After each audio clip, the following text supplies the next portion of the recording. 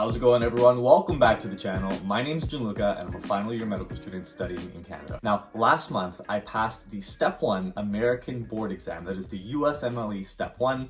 Next week I will be writing the MCCQE1, that is the Canadian board exam, and that one's going to be on May 16th. And then finally, the month after that, at the end of June 21st, I will be writing the second American board exam, that is the Step 2 of the USMLE. Now, as a Canadian student, I've talked about in the past why I did want to write both sets of board exams after finishing medical school. But for today's video, what I wanted to do was look at the differences in the salary compared to both of the different countries. A question that I get all the time, and even before I finished medical school, as someone coming into medical school without a family in medicine, one of the things that I used to hear from people was to hurry up, finish medical school, write the American board exams, and then book it down to the States, because that's where all the real money is. Now, there are many differences between the Canadian and the American systems, many different reasons to practice medicine in one country or the other, but in today's video, I did want to address this topic right here and see if there actually is a big, substantial difference between the two countries. And if you're interested in this type of stuff, if you're interested in learning a little bit more about medicine,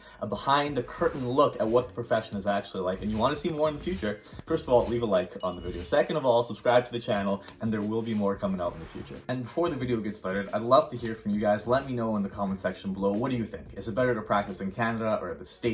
Is it because of salaries? Is it because of some other reason? Why would you choose to practice in one place or the other? And what are some questions that we need to ask ourselves when deciding where we want to work? So here's what we're going to do, and this is how we're going to break things down. For those of you that don't know, salaries in medicine exist on a spectrum. And on that spectrum, we have to account for inter-specialty variability in salary and then intra-specialty variability in salary. Inter-specialty variability means that, for example, family medicine doctors on average do not get paid as much as some of these surgical subspecialties, and we have to account for those differences. But on the other hand, intra-specialty variability in salary means that even within the profession of family medicine, you will find family doctors get paid 3 to 4 times as much as some of their colleagues, even within the exact same specialty. So what we're going to be doing is looking at a few different specialties on the spectrum to see what the differences are, and some things that you need to keep in mind if you are going to try and compare how much doctors make from one country to another. Now, on that note, the first specialty that we're going to be looking at is family medicine. This is on the lower end of the spectrum when it comes to pay, but having said that, it is the specialty that I chose to get into. It was my first choice, and it is what I believe to be the best medical specialty to get into if you are a Canadian physician, but more on that in a future video. When we compare the salary of family medicine doctors in Canada versus the United States using the most official resources that we could find, those being the CMA specialty profiles for the Canadian doctors and the Medscape 2021 physician salary / compensation report down in the States, what we see is that the American family doctors will average about $236,000 per year, and their Canadian counterparts will be making somewhere around $308,000 per year. Family medicine doctors in Canada, relatively speaking, and when compared to their American counterparts, are able to hold their own in terms of salary.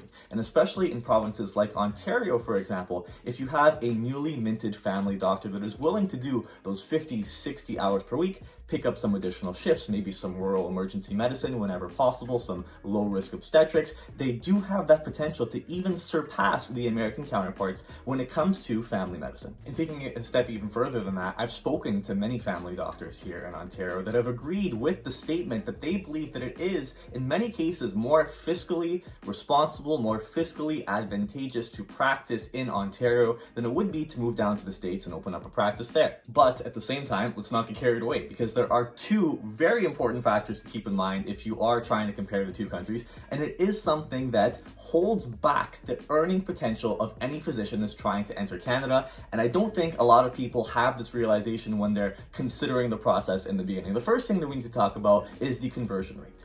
For every $300,000 that someone makes here in Canada, at the current conversion of $1 Canadian equaling about 78 American cents, you get $300,000 turns into about $230,000 American just from conversion alone. On the second hand, in something that only Canadian individuals could really appreciate until you've lived through it yourself, obviously, is that Canadian individuals, doesn't matter if you're a doctor or not, are paying some of the highest income taxes anywhere in the world. And this becomes particularly noticeable to physicians that have incomes over $200,000, let's say, in the highest tax bracket, which many physicians will be, you're getting charged upwards of 33% income tax on everything over that $220,000 mark, which is crazy, especially when compared to some of the southern states, for example, like Florida, that I'm pretty sure still don't have state level tax. Now, the second section of the spectrum that we are going to be looking at next are the middle tier earning specialties. And for this one, we're going to be comparing anesthesiology.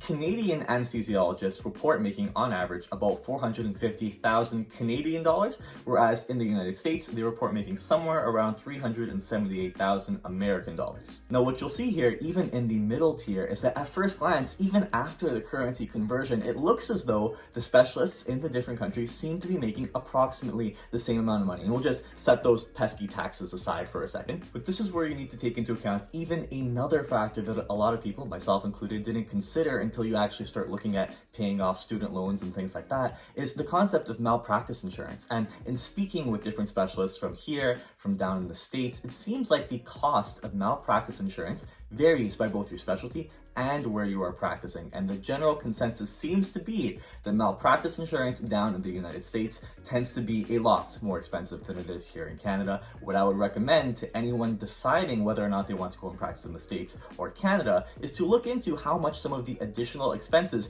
incurred by your particular profession are going to cost you in the two different countries. It is not a stretch to say that depending on what province you're working in, there are some anesthesiologists that here in Canada could also hold their own compared to the salaries of their American counterparts. But now finally, the last section that we are going to be looking at is the high end of the spectrum. These are all of the surgical subspecialties. The surgical specialties in general tend to make more than the non-surgical specialties in both systems. But what I found to be crazy is just how much more the surgeons in the States tend to make than the Canadian surgeons here. And in speaking with a few Canadian surgeons that have worked in the States and worked in Canada as well, the general consensus seems to be that you're making a lot more money down in the States for surgery. There are many reasons why that is, but for example, the Canadian surgeons here, the orthopedic surgeons, will report making somewhere around $466,000 per year as an average. And this could be higher or lower depending on a few different factors. But in the States, the average salary for an orthopedic surgeon across all of the different states is around $511,000 American.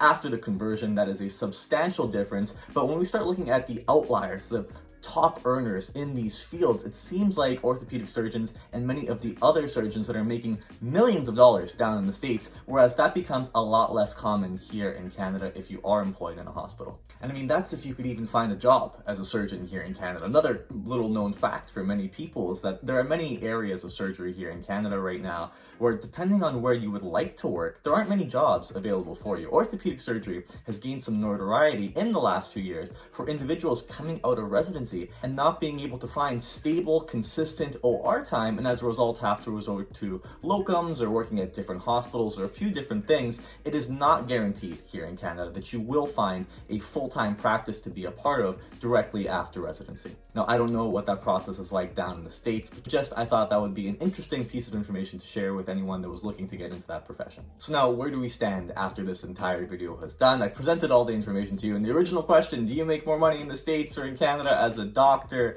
If you're a surgeon, definitely down in the States. I'm pretty sure the evidence will support, and then my anecdotal evidence will also support, that the surgeons down in the States tend to make a little bit more money than they do here in Canada. But for the rest of the specialties, I guess your mileage really is going to vary depending on the state you're practicing in or the province you're practicing in, or also what profession, what specialty you're getting into. And these are all going to be choices that you get to decide for yourself. Where do you want to practice? Why do you want to practice there? You know, if you come work in Canada, for example, it might be a little bit easier in some aspects, but then you have to get through very, very cold and long winters. Whereas if you go work as a family doctor down in Miami, you don't have that problem, right? So it's all, there's different things that you're going to consider. The whole point of this video is to try and share things with individuals that are looking to make the choice themselves. I myself am very happy right here in Canada right now. I don't intend to be moving anytime soon. I'm really excited to start residency, and I'm also really excited to keep making these videos and keep sharing things here on YouTube as well. And where I could take this channel in the next few years now that I am working as a resident doctor is really exciting for me. But if you guys enjoyed it, again, you know, comment below, let me know what you thought. Where do you intend to practice? Is it worth going to the States? Is it worth staying here in Canada? What specialty are you considering? Any questions at all, we'll put those down there as well. And we'll see you all in the next one. So everyone take care. I hope the video was helpful, and see you around.